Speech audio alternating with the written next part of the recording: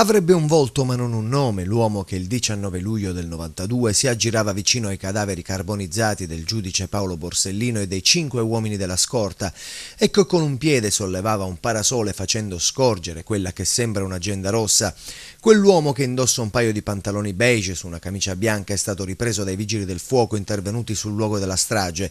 Potrebbe essere un fotografo della polizia o dei carabinieri e, secondo uno dei PM di Caltanissetta, avrebbe scattato anche delle immagini mentre l'operatore dei vigili del fuoco filmava la scena.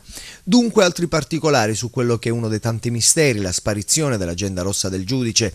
Che fine ha fatto il diario di Borsellino? Fino ad ora, dopo 21 anni, non se n'è mai saputo nulla, ma a confermare l'esistenza c'è tra i tanti un testimone oculare, uno dei poliziotti sopravvissuti alla strage, Gaspare Vullo, che ha sempre dichiarato che quel giorno il giudice aveva con sé l'agenda dalla quale non si separava mai e sulla quale annotava le sue riflessioni più importanti.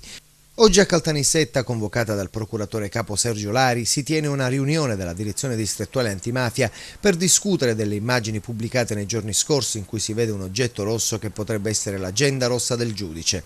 Una riunione straordinaria con tutti i PM ma anche i funzionari della DIA che seguono le indagini sulla strage di Capaci e di Via D'Amelio.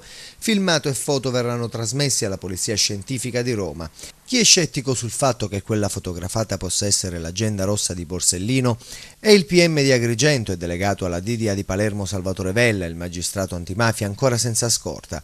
Non si capisce perché Borsellino doveva andare a citofonare alla madre con l'agenda in mano, ha detto Vella parlando ad Aosta a un incontro sulla legalità.